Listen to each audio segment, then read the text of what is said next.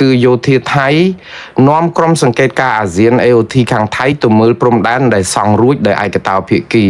បងប្អូននៅក្នុងនេះគឺសារព័ត៌មានថៃចុះផ្សាយតាក់ទងនឹងអ្នកនាំពាក្យយោធាថៃលោកវិនថៃស៊ូវរី និងក្រុមទ័ពថៃដែលចុះទៅតំបន់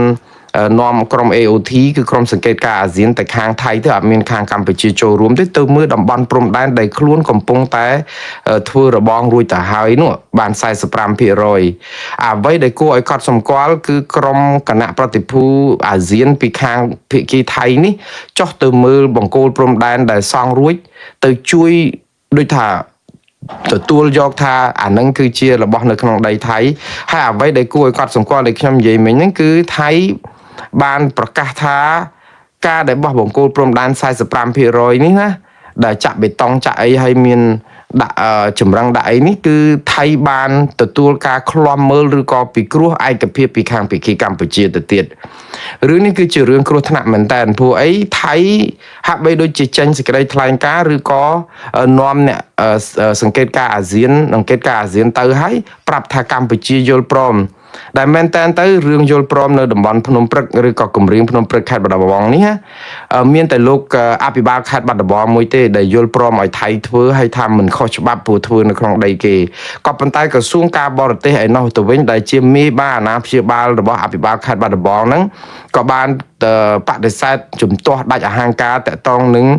ការដែលថៃធ្វើរបងដោយឯកតោភាគីដោយមិនមានការព្រមព្រៀងពីភាគីថៃអីចឹងណាហើយរំលោភចូលដីខ្មែរអីចឹងដូច្នេះរឿងនេះគឺជារឿងមួយដែល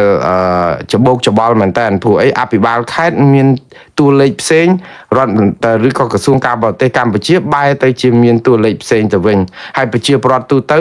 អត់ដឹងទាំងអស់និយាយអីក៏អត់បានដែរនិយាយរឿងព្រំដែនគេចាប់ដាក់គុកតែម្ដងដូច្នេះរឿងនេះគឺជារឿងអកុសលមែនតើយើងចាំមើលតើក្រសួងការពារជាតិកម្ពុជាតបយ៉ាងដូចម្ដេចតកតងនឹងក្រុមសង្កេតការអាស៊ានរបស់ភាគីថៃដែលគេចុះទៅមើលបង្គោលព្រំដែនឬក៏បេតុងដែលគេចាក់ជាលបងរួចហើយ 45% នោះដែលថៃអះអាងថាកម្ពុជាព្រមព្រៀងជាមួយគេរួចរាល់ដែររឿងធ្វើលបងហ្នឹងបាទឥឡូវព័ត៌មានបន្តទៀតថ្ងៃនេះយើងឃើញលោករងឈុនឯណោះទៅវិញដែលជាទីប្រឹក្សារបស់គណៈបកកម្លាំងជាតិហើយដែលត្រូវបានតុលាការកាត់ទោសផ្ដន្ទាទោសឲ្យជាប់ពន្ធនាគារអនុវត្តទោសសាកល្បងព្យួរ3ឆ្នាំផងហើយនឹងដកហូតសិទ្ធិនយោបាយគាត់ទាំងស្រុងវាស់ដីឲ្យដើរហាមដេមាត់គាត់មិនឲ្យនិយាយអីជាសាធារណៈថ្លែងការជាសាធារណៈឬក៏មិនឲ្យចូលរួមនៅក្នុងព្រឹត្តិការណ៍នយោបាយវេទិកាសាធារណៈអីលក្ខណៈនេះគឺថ្ងៃនេះឃើញគាត់នឹងក្រុមអ្នកគ្រប់គ្រងគណៈបកឬក៏គ្រប់គ្រងលោករងឈុននឹងប្រមាណជា20ទៅ30នាក់ហ្នឹងគឺបាននាំគ្នាដើរដង្ហែញ៉ាត់យកទៅដាក់នៅក្រសួងយុតិធម៌ដើម្បីទាមទារឲ្យក្រសួងយុតិធម៌ពិនិត្យសាលដីកាតុលាការកំពូលឡើងវិញរឿងដកហូតសិទ្ធិនយោបាយដោយខុសរដ្ឋធម្មនុញ្ញបាទអ្វីដែលយើងឮពីលោករងឈុនដែលឃើញគាត់ផ្ដល់បទសម្ភាសឲ្យអ្នកសារព័ត៌មាននៅមុខក្រសួងយុតិធម៌គឺគាត់បាននិយាយថាហេតុផលដែលដាក់លិខិតប្តឹងទៅឬក៏ស្នើទៅតុលាក្រសួងយុតិធម៌ដែលជាដំណាក់កាលបន្ទាប់មួយតាមពិតនៅមានដំណាក់កាលច្រើនទៀតណាស់បងប្អូនខ្ញុំបិទវងបើកវងកញ្ចក់បន្តិចសំណុំរឿងនៅសាលានៅតុលាការកម្ពុជាដែលផ្ដន្ទាទោសលោករងឈុនដកហូតសិទ្ធិនយោបាយគាត់សពបែបយ៉ាងមិនឲ្យចូលឈ្មោះបោះឆ្នោតមិនឲ្យចូលរួមបង្កើតគណៈបកនយោបាយឬក៏ចូលរួមបោះឆ្នោតនេះគឺជាការរំលោភបំពានរដ្ឋធម្មនុញ្ញយ៉ាងធ្ងន់ធ្ងរក៏ពិតមែនហើយក៏ប៉ុន្តែឲ្យសាលដីកានេះគឺមែនតើដោយសារតែតុលាការកំពូលគឺជាតុលាការជាន់ទី3បិទផ្លូវតវ៉ាបិទផ្លូវចរចាអីទាំងអស់ព្រោះអីជាសាលដោយការសម្រេចជាស្ថាពរឃើញមិនគឺអញ្ចឹងក៏ប៉ុន្តែដោយសារយន្តការច្បាប់កម្ពុជានៅមានច្បាប់ដែលអនុញ្ញាតឲ្យភាគីនៅក្នុងដែលជាជនរងគ្រោះនៅក្នុងរឿងក្តីនេះបើមិនអស់ចិត្តឬក៏មានរឿងអីមួយផ្សេងទៀតដែលតកតងនឹងការរំលោភអង្គហេតុភ័ស្តុតាងឬក៏សេចក្តីសម្រេចនឹងមិនត្រឹមត្រូវដែលអយុត្តិធម៌ខ្លាំងគឺអាចប្តឹងទៅតុលាការទៅមួយថ្នាក់ទៀតគឺដល់ទៅក្រសួងយុតិធធម៌ក្រសួងយុតិធធម៌គឺជាការពិតមានភារកិច្ចនៅក្នុងការដែលអាចនឹងចាត់ចែងឬក៏មានអធិបញ្ជាមួយគឺបង្គាប់បញ្ជាឲ្យរាជអាជ្ញា ស៊ើបអង្កេតសំណុំរឿងនឹងឡើងវិញបើមានភ័ស្តុតាងថ្មីតកតងនឹងរឿងឬក៏ភាពមិនប្រក្រតីនៅក្នុងការជំនុំជម្រះក្តីរឿងអីមួយអញ្ចឹងទៅក៏ប៉ុន្តែសិទ្ធិសម្រេចវាមិនមែននៅលើក្រសួងយុតិធម៌ទេវាសិទ្ធិជាសិទ្ធិសម្រេចរបស់ព្រះរាជអាជ្ញាឯនោះទៅវិញទេគ្រាន់តែថាខាងក្រសួងយុតិធម៌គឺរដ្ឋមន្ត្រីក្រសួងយុតិធម៌លោកកាត់រិទ្ធគាត់អាចស្នើសុំឲ្យមានការត្រួតពិនិត្យឡើងវិញដើម្បីប្រយោជន៍យុតិធម៌អានេះគឺជាដំណាក់កាលដែលលោករងឈុនកំពុងតែធ្វើហើយមានដំណាក់កាលមួយទៀតគឺទៅអង្គព្រះមហាក្សត្រតែម្ដងគឺអាចនឹងប្រកូលណាលោកសពរិជ្ជហរតីមើលឃើញអំពីទុកលំបាកភាពអយុត្តិធម៌នៅក្នុងប្រព័ន្ធតុលាការរបស់កម្ពុជាលោកអាចបរិជ្ជទានលើកលែងទោសឬក៏សម្របសម្រួលឬក៏ស្នើឲ្យពិនិត្យប្រការនេះរឿងនេះដោយប្រការណាមួយអានេះគឺជាបរិជ្ជឆន្ទានុសិទ្ធិឬក៏បរិជ្ជសិទ្ធិផ្ទាល់ខ្លួនរបស់ព្រះមហាក្សត្រខ្មែរដែលព្រះអង្គអាចនឹងធ្វើដូច្នេះបានឥឡូវនិយាយពីរឿងលោករងឈុនវិញគាត់ទៅដាក់លិខិតញត្តិទៅខាងក្រសួងយុតិធម៌គាត់ទាមទារ2ចំណុចទី1គឺគាត់ថាអង្គហេតុដែលកាត់ក្តីរឿងគាត់នឹងមិនច្បាស់លាស់ធ្វើឲ្យមានមន្ទិលធ្វើឲ្យមានភាពស្រពេចស្រពិលអយុត្តិធម៌ដូច្នេះរឿងនេះគឺមានវិមតិសង្ស័យបងប្អូននៅក្នុងប្រព័ន្ធតុលាការរឿងស្អីក៏ដោយដែលមានភាពមិនច្បាស់លាស់មិនភាពស្រពេចស្រពិលហើយជនដែលជាប់ចោតនឹងមិនអស់ចិត្តគឺជាវិមតិសង្ស័យដែលបានប្រយោជន៍ទៅជនជាប់ចោតឬក៏តន់ដិតនោះឯងហើយនៅក្នុងករណីមួយទៀតលោកប្រាប់ថាការដែលផ្ដន់ទាទោសគាត់ដកហូតសិទ្ធិនយោបាយសិទ្ធិបោះឆ្នោតសិទ្ធិអីសពបែបយ៉ាងរាំងវាស់ដីឲ្យដើរនេះគឺវាបំពានរដ្ឋធម្មនុញ្ញកម្ពុជាមាត្រា34 35រហូតដល់40តកតងនឹងរឿងនេះគឺជាការពិតមន្ត្រីអ្នកច្បាប់ឬក៏ព្រឹទ្ធាចារ្យនៅក្នុងសហគមន៍ខ្មែររួមទាំងលោកបណ្ឌិតឡាម៉ុងហៃផងក៏លើកទាញរំលឹកអំពីការរំលោភរដ្ឋធម្មនុញ្ញក្នុងការដកហូតសិទ្ធិនយោបាយនេះដែរព្រោះអីគ្មានប្រទេសណានៅលើលោកដែលគេចាប់មនុស្សដាក់គុកហើយដកហូតសិទ្ធិនយោបាយព្រោះសិទ្ធិដែលធានាដោយរដ្ឋធម្មនុញ្ញដោយអង្គើអយុត្តិធម៌បែបនេះទេអញ្ចឹងនៅក្នុងនេះគឺយើងឃើញលោករងឈុនចាប់ផ្ដើមធ្វើកិច្ចការងារនេះហើយតវ៉ាហើយមានអ្នកគាំទ្រទៅជួយតវ៉ាគាត់មិនដឹងថាតើក្រសួងយុតិធម៌នឹងចាត់ការរឿងនេះប៉ុណ្ណាទេព្រោះរឿងនេះគឺជារឿងនយោបាយនៅពេលដែលជារឿងនយោបាយគឺកូតារបស់រដ្ឋមន្ត្រីក្រសួងយុតិធម៌ក៏ជាកូតានយោបាយដែរដូច្នេះបានន័យថាគាត់នឹងធ្វើការបម្រើបកនយោបាយគឺគណៈបកកណ្ដាលអំណាចហើយបំណងដែលធ្វើឲ្យលោករងឈុនបាត់សិទ្ធិនយោបាយនេះមិនមែនជាការកាត់ក្តីគាត់តាមប្រយោជន៍យុតិធម៌ទេគឺជាការកាត់ទោសកាត់ក្តីក្នុងការដែលគណៈបកកាន់អំណាចមានប្រជាប្រិយធ្លាក់ចុះហើយខ្លាចការប្រយុទ្ធប្រកួតប្រជែងស្មារភាពគ្នាជាមួយនឹងលោករងឈុនលោកកម្មសខាឬក៏គណៈបកប្រឆាំងផ្សេងទៀតដែលគណៈបកប្រជាជនកម្ពុជាបានរំលាយតាំងពីឆ្នាំ2017ហើយនៅតែគិតថាប្រជាប្រិយរបស់តំណាងរបស់គណៈបកទាំងអស់នេះនៅតែមានឥទ្ធិពលខ្លាំងនៅឡើយដោយសារប្រជាពលរដ្ឋមិនពេញចិត្តនឹងអំពើអយុត្តិធម៌សង្គមមិនពេញចិត្តនឹងអំពើធ្វើទុកបុកម្នេញគណៈបកប្រឆាំងដែលរឿងនេះគឺគណៈបកប្រជាជនអត់ហ៊ានបន្ថយទេដូច្នេះមិនមែនជារឿងកិច្ចការតុលាការទេកិច្ចការតុលាការយើងឃើញគេធ្វើនីតិវិធីជំនុំជម្រះឬក៏ស្អីហ្នឹងតាមចំណុចកខរហូតសអល្អវាអញ្ចឹងហើយជានីតិវិធីតុលាការបង្ក្រប់កិច្ចដើម្បីកុំឲ្យខុសនីតិវិធីច្បាប់តែក្នុងន័យពិតគឺរឿងនេះគឺជារឿងនយោបាយទេព្រោះអីលោករងឈុនគឺជាបុគ្គលនយោបាយហើយទៅដកហូតសិទ្ធិនយោបាយរបស់គាត់វាមានន័យថាគឺយើងធ្វើទុកបុកម្នេញដល់ដៃគូនយោបាយខ្លាចការប្រកួតប្រជែងមួយដោយស្មារតីគ្នាដូច្នេះរឿងនេះក៏អាចបង្ហាញអំពីភាពកំសាកញីរបស់ខាងរដ្ឋាភិបាលកម្ពុជាជាពិសេសគណៈបកប្រជាជនកម្ពុជាក្នុងការមិនហ៊ានបើកដៃឲ្យលោករងឈុនទៅប្រកួតប្រជែងនៅក្នុងសង្វៀននយោបាយដោយអហិង្សានឹងដែរការដែលធ្វើទុកបុកម្នេញលោករងឈុនហើយយើងគិតថាយើងផ្សះផ្សាយើងចង់បង្រួបបង្រួមឬចង់ឲ្យមានវប្បធម៌អហិង្សាខ្ញុំថារឿងនេះគឺជារឿងផ្ទុយទៅវិញទេនៅពេលដែលយើងធ្វើឲ្យប្រជាពលរដ្ឋក្តៅកាហាយធ្វើឲ្យប្រជាពលរដ្ឋរងអំពើអយុត្តិធម៌វាជាការអន្តងប្រលឹងនៃអំពើហិង្សានៅក្នុងសង្គមទឹកឡើងត្រីស៊ីស្រមោចទឹកហើយស្រមោចស៊ីត្រីទេនេះគឺជារឿងសុភវិនិច្ឆ័យគេហៅ common sense ដែលវាកើតឡើងជាទូទៅនៅក្នុងប្រទេសណាក៏ដូចប្រទេសណាដែលដូចបាយដែលកំពុងតែពុះក្រាក់ក្រាក់ដែលយើងដាំនៅក្នុងឆ្នាំងហ្នឹងហើយទៅយើងជាជាងការបង្ហើបគ្រាប់បាយបន្តិចដើម្បីឲ្យកំសួលនៃអាផ្សែងចំហាយដែលវាពុះក្រាក់ក្រាក់ហ្នឹងវាចេញរកទីរសាត់ផាត់ឆ្ងាយទៅដែនអាកាសវេហាអីយើងអត់យើងយកដៃសង្កត់គម្របឆ្នាំងហើយមិនរួចភ្លើង រឿងនេះគឺវានឹងផ្ទុះរលាកដៃទាំងអស់គ្នាដាក់អ្នកដែលកង្ខំប្រឹងសង្កត់នឹងព្រោះអត់បានលទ្ធផលអីទេបាទឥឡូវនេះគឺសង្ឃឹមថាដំណើរនេះគឺនឹងមានដំណោះស្រាយតាមពិតរឿងដំណោះស្រាយលោករងឈុនរឿងស្រួលទេបើគេឲ្យគាត់រួចផុតពីទោសតាមបន្តិចគឺលោកហ៊ុនសែនសញ្ញេមកខ្វោកឬក៏អីហ្នឹងគឺចាប់បាត់ទៅហើយគឺចេញបញ្ជាមកចាប់ឲ្យប៉ុន្តែបញ្ជាពីថ្នាក់លើហ្នឹងក៏អាចថាទុកឲ្យគាត់នៅរ៉ាំរ៉ៃរហូតដល់ផុតបោះឆ្នោតឆ្នាំ2028សិនព្រោះបោះឆ្នោត2027 2028នេះគណៈបកប្រជាជនកម្ពុជាកំពុងរងព្យុះព្យួរមាននៃការបាក់ប្រជាប្រិយខ្លាំងមែនតើព្រោះរឿងចំនួនព្រំដែននេះគឺជារឿងអាយុជីវិតស្លាប់រស់របស់ជាតិហើយតេរដ្ឋអធិបតេយ្យមួយបាត់អធិបតេយ្យមិនអាចទប់ការពារដែនដីរបស់យើងដល់ទៅ70កន្លែងបានតើប្រជាពលរដ្ឋកម្ពុជាទាំង18លានអ្នកណាទៅជឿថាគណៈបកប្រជាជនកម្ពុជាមានឥទ្ធិពលអាចដឹកនាំប្រទេសនេះឲ្យរួចផុតពីអំពើឈ្លានពានរបស់រដ្ឋបរទេសបាននោះដូច្នេះរឿងនេះគឺវាជារឿងរកម្មចិត្តមួយសម្រាប់គណៈបកប្រជាជនមែនតើបោះឆ្នោតគុំសង្កាត់ចិត្តមកដល់2017បោះឆ្នោតជាតិ2018ដូច្នេះបើសិនជាទុកឲ្យគណៈបកប្រឆាំងណាមួយដែលមានមេដឹកនាំឆ្នាំដូចជាលោករងឈុនឬក៏លោកកម្មសខាហ៊ានតែមកចូលមានសិទ្ធិសេរីភាពមិនចាំបាច់ទៅតែឈរឈ្មោះផងគ្រាន់តែមានសិទ្ធិសេរីភាពក្នុងការគ្រប់គ្រងគណៈបកនយោបាយប្រឆាំងណាមួយ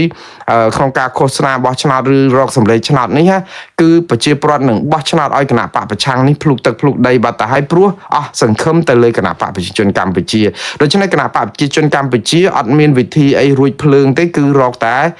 បកផ្សែងទិញពេលវេលាចឹងទុកឲ្យលោករងឈុនលោកកម្មសខាបាត់បង់សិទ្ធិ 4-5 ឆ្នាំទៀតទៅដើម្បីទិញពេលវេលាហ្នឹងស្អំចិត្តបង្ក្រាបប្រជាពលរដ្ឋហើយឲ្យប្រជាពលរដ្ឋអត់មានជំរឿសដូច្នេះហើយនឹងកំពុងតែមានព័ត៌មានរឿងរលំលាយគណៈបកប្រឆាំងទៀតវាធ្វើឲ្យប្រជាពលរដ្ឋអស់ក្តីសង្ឃឹមប្រជាពលរដ្ឋអត់មានជំរឿសពិតមែនហើយសប្ងៃហ្នឹងគឺព្រោះអីគាត់ខកចិត្តនឹងគណៈបកកណ្ដាលអំណាចប៉ុន្តែគណៈបកកណ្ដាលអំណាចគឺឲ្យអស់ក្តីសង្ឃឹមអាហ្នឹងដូចយើងកំពុងកក់សាប៊ូអង្គែពេញក្បាលអញ្ចឹងរាល់ថ្ងៃអញ្ចឹងប៉ុន្តែអាផលិតផលនៃសាប៊ូដែលអាចធ្វើឲ្យបាត់អង្គែហ្នឹងគឺគេវាយចោលអត់ឲ្យដាក់លក់ហ្មងសុកចិត្តឲ្យទិញអាសាប៊ូអង្គែពេញក្បាលហ្នឹងទៀតទៅបើអត់កក់គឺក្បាលហ្នឹងរត់តាវាពិបាកទៀតវាក្រិចវាស្អីអញ្ចឹងទៅអញ្ចឹងទ្រាំទៅអង្គែក៏អង្គែទៅបើធ្វើមិនបើអត់មានជំរឿសនេះគឺជាវិធីមិនសុជីវធម៌មិនថ្លៃថ្នូរមិនមានគុណធម៌តែក៏ប៉ុន្តែ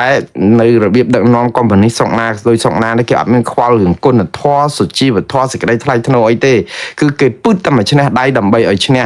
ក៏ប៉ុន្តែខ្ញុំជឿថាអង្គើនេះវានឹងធ្វើឲ្យបានជាប្រយោជន៍ដល់ការតស៊ូរបស់លោករងឈុននិងគណៈបកប្រឆាំងទៅវិញទេនៅក្នុងការបង្ហាញអំពីភាពជាជនរងគ្រោះនៃអំពើអយុត្តិធម៌សង្គមព្រោះអាការដែលក្រោកតតាំងដើម្បីជួយគ្នានៅក្នុងគ្រាលំបាកហ្នឹងគឺប្រជាពលរដ្ឋនឹងមានសមានចិត្តចំពោះគណៈបកដែលគេធ្វើបាបហ្នឹងដូច្នេះអារឿងសមានចិត្តជាជនរងគ្រោះនេះគណៈបកប្រឆាំងជាពិសេសគណៈបកកម្លាំងជាតិដែលមានលោករងឈុនជាទីប្រឹក្សានេះគឺចង់មិនចង់គឺនឹងទទួលបានការអាណិតអាសូរពីបងប្អូនអ្នកបោះឆ្នោតជាក់ជាមិនខានហើយរឿងនេះក៏ជិះមិនផុតគ្រាន់តែថាវាមិនលះដូចដែលពេលមានការគ្រប់គ្រងឈរឈ្មោះអីពេញទំហឹងអីចឹងហើយលោកហ៊ុនសែនដឹងទៀតថាបើឲ្យឈរឈ្មោះពេញទំហឹងគឺមិនឈ្នះដោយគណៈបកទាំងអស់នេះទេដូច្នេះហើយធ្វើទុកបុកម្នេញហើយអ្នកដែលខាត់ប្រយោជន៍ជាងគេគឺប្រជាពលរដ្ឋទាំង18លានអ្នកពួកអីសហគមន៍អន្តរជាតិគេថ្កោលទោសគេដាក់ទណ្ឌកម្មហើយសេដ្ឋកិច្ចយើងកំពុងតែដាបដូច្នេះយើងមានបញ្ហាប៉ុន្តែអ្នកដឹកនាំកាន់អំណាចដែលគេក្រាញអំណាចគេអត់ខ្វល់រឿង18លានអ្នកហ្នឹងទេ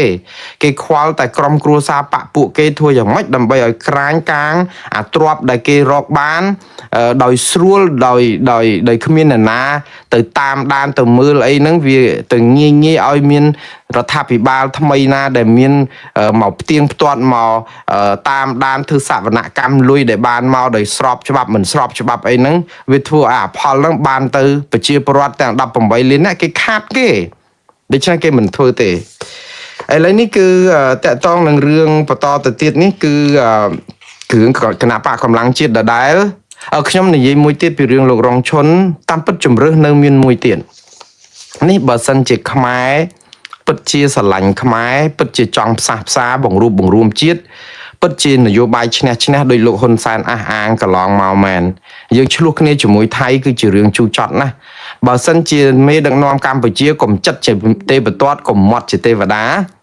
គឺគាត់ច្បាស់ណាស់អាចនឹងសរសេរលិខិតជាពិសេសលោកហ៊ុនម៉ាណែតតែម្ដងបើលោកស្រឡាញ់ខ្មែរលោកស្រឡាញ់ការប្រគល់ប្រជែងដោយយុត្តិធម៌ស្រឡាញ់ភាពស្មើគ្នាគឺថាកម្លាំងឡើងលើរិញដូចគ្នាហាត់ក្បាច់គុណតាមចំណេះជំនាញរៀងខ្លួនហើយវាយតាមគេហៅ fair play លោកហ៊ុនម៉ាណែតច្បាស់ណាស់នឹងសរសេរលិខិតថ្វាយទៅព្រះមហាក្សត្រខ្មែរដើម្បីឲ្យបរិយាទានទោសលើកលែងទោសលោករងឈុនហើយវាអត់មានអីពិបាកទេព្រោះនាយករដ្ឋមន្ត្រីមានសិទ្ធិសរសេរលិខិតស្នើទៅអង្គព្រះមហាក្សត្រដើម្បីឲ្យលើកលែងទោសដើម្បីឲ្យខ្មែរត្រូវរើគ្នាក៏ប៉ុន្តែលោកហ៊ុនម៉ាណែតក៏មិនខុសពីឪពុកលោកដែរព្រោះលោកមិនមែនជាអ្នកដឹកនាំប្រទេសទេអ្នកដែលដឹកនាំប្រទេសសប្តាហ៍គឺលោកហ៊ុនសែនអញ្ចឹងបើលោកហ៊ុនសែនមិនចង់ឲ្យគឺអត់ហើយលោកហ៊ុនម៉ាណែតគ្រាន់តែជាអាយ៉ងឬក៏ទីងមួងដែលលោកហ៊ុនសែនបង្វិលតែប៉ុណ្្នឹងឯងដូច្នេះវាអត់មានអីប្លែកទេតែខ្ញុំជឿថាបើលោកហ៊ុនម៉ាណែតចង់ធ្វើឲ្យពិភពលោកកលាប់ចាក់ប្រែពីខ្មៅទៅសពីអាក្រក់ទៅល្អគឺជារឿងមួយក្នុងប្រវត្តិសាស្ត្រដែលលោកគួរធ្វើគឺសរសេរលិខិតថ្វាយទៅព្រះមហាក្សត្រខ្មែរសុំឲ្យប្រកោណាព្រះរាជទានលើកលែងទោសលោករងឈុនទៅវាចប់ហើយបាទតកតងនឹងរឿងលោករងឈុននិងគណៈបកកម្លាំងជាតិនេះដែរគឺយើងដឹងហើយកាលពីលោករងឈុនទៅមុខតឡាការកំពូលដើម្បីរងចាំទទួលស្ដាប់សវនាសេចក្តីប្រកាសអំពីសាលដីការបស់តឡាការកំពូលមានប្រជាពលរដ្ឋខ្មែរដែលគ្រប់គ្រងលោករងឈុនរាប់រយនាក់300ទៅ400នាក់ទៅគ្រប់គ្រងហែហមគាត់ប៉ុន្តែនៅពេលនោះមានអាជ្ញាធរខណ្ឌដូនពេញហ្នឹងគឺថាស្រោចដូចសម្ោចចឹងមករួមមកទប់មករារាំងមកត្រៀមខ្លួនដើម្បីទប់ឬក៏បង្ក្រាបតកតងនឹងរឿងនេះធ្វើទុកបុកម្នេញនេះគឺមកដល់ថ្ងៃនេះយើងឃើញគណៈបកកម្លាំងជាតិបានសរសេរលិខិតមួយច្បាប់ស្នើទៅលោកសសុខាដែលជារដ្ឋមន្ត្រីក្រសួងមហាផ្ទៃដែលជាអាណាព្យាបាលរបស់កងសន្តិសុខឬក៏មន្ត្រីសមត្ថកិច្ចនៅមូលដ្ឋាននៅទូទាំងប្រទេសជាពិសេសនៅរាជធានីភ្នំពេញដែលទៅរារាំងក្បួនដង្ហែឬក៏ទៅគ្រប់គ្រងលោករងឈុនទៅស្ដាប់សាលដីកាតុលាការកំពូលកាលពីប្រមាណមួយសប្តាហ៍ជាងមុននោះគឺគាត់បានស្នើឲ្យមន្ត្រីតំណាងឲ្យក្រសួងមហាផ្ទៃរូបនេះស៊ើបអង្កេតផ្ដាល់យុតិធធឲ្យគណៈបកកម្លាំងជាតិនិងអ្នកគ្រប់គ្រងផងហេតុអីបានជាអាជ្ញាធរចុះទៅរារាំងប្រជាពលរដ្ឋដោយខុសច្បាប់ចង់និយាយថាប្រជាពលរដ្ឋធ្វើឬក៏តវ៉ាដោយសន្តិវិធីដោយអហិង្សាសោះហេតុអីបានទៅជារារាំងកម្លាំងសស័កសស្រាំទប់គ្រប់ច្រកអីចេះខ្ញុំឃើញសេចក្តីថ្លែងការណ៍របស់គណៈបកកម្លាំងជាតិដែលចុះថ្ងៃទី30ខែមិថុនាសំទោស29មិថុនាដែលមានខ្លឹមសារអញ្ចេះស្នើសុំកិច្ចអន្តរាគមន៍និងការស៊ើបអង្កេតចំពោះករណីអាជ្ញាធរមានសមត្ថកិច្ចនិងកម្លាំងប្រជាការពារខណ្ឌដូនពេញនិងបណ្ដាខេត្តនានាបានរារាំងការប្រមូលផ្ដុំមែនតែនៅភ្នំពេញទេបណ្ដាខេត្តហ្នឹងរារាំងប្រជាពលរដ្ឋមិនឲ្យធ្វើដំណើរមកភ្នំពេញដើម្បីគ្រប់គ្រងលោករងឈុនផង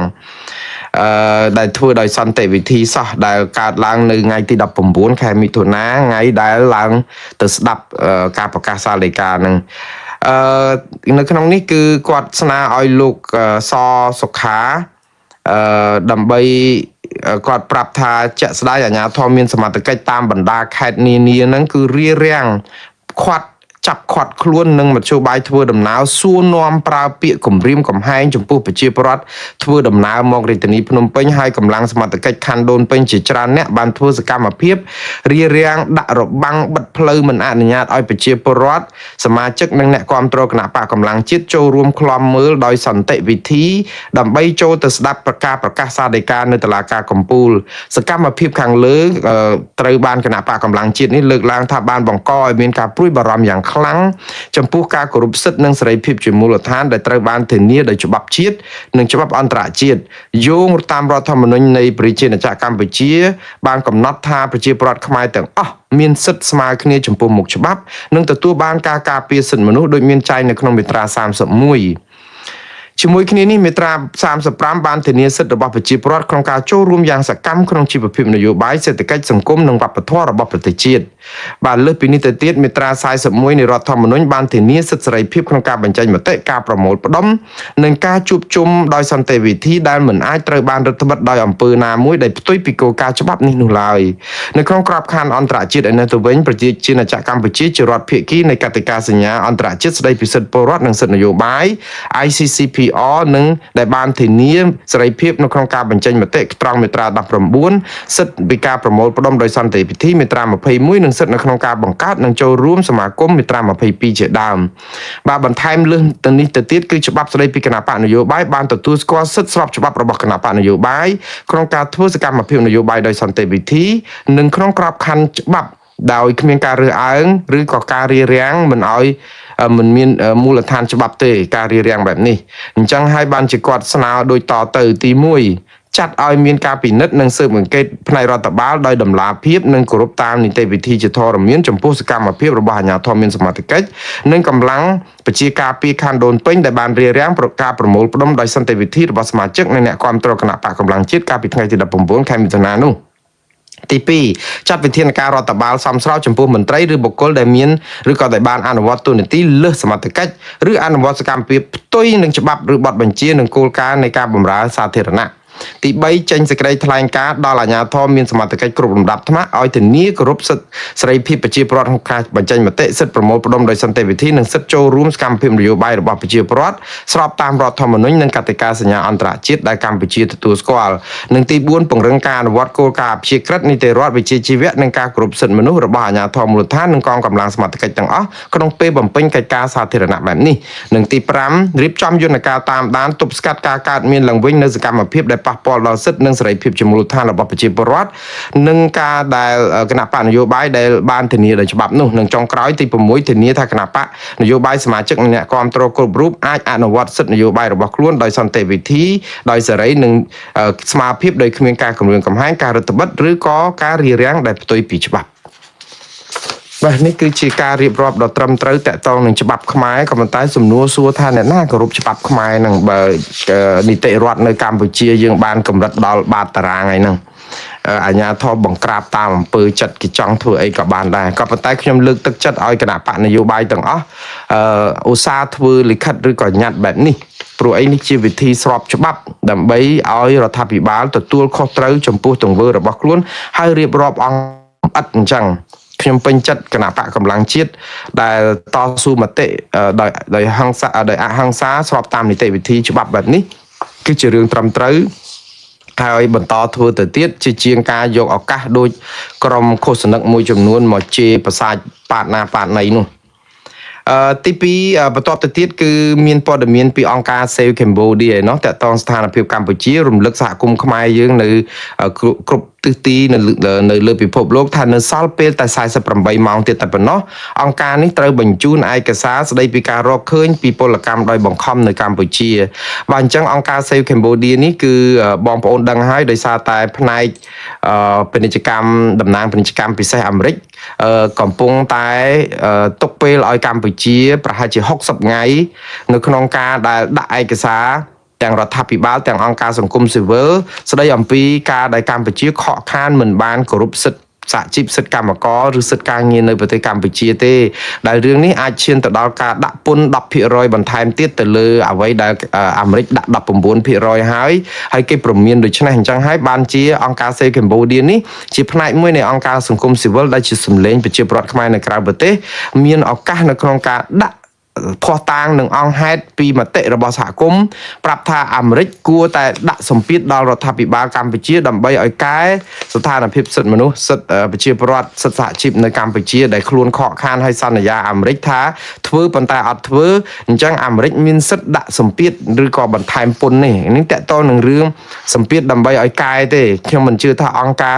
ក្រៅរដ្ឋាភិបាលខ្មែរណានៅទីណាចង់ឲ្យគេដាក់សម្ពាធដាក់យកពន្ធយកអីបន្ថែមលើ កម្មករលើ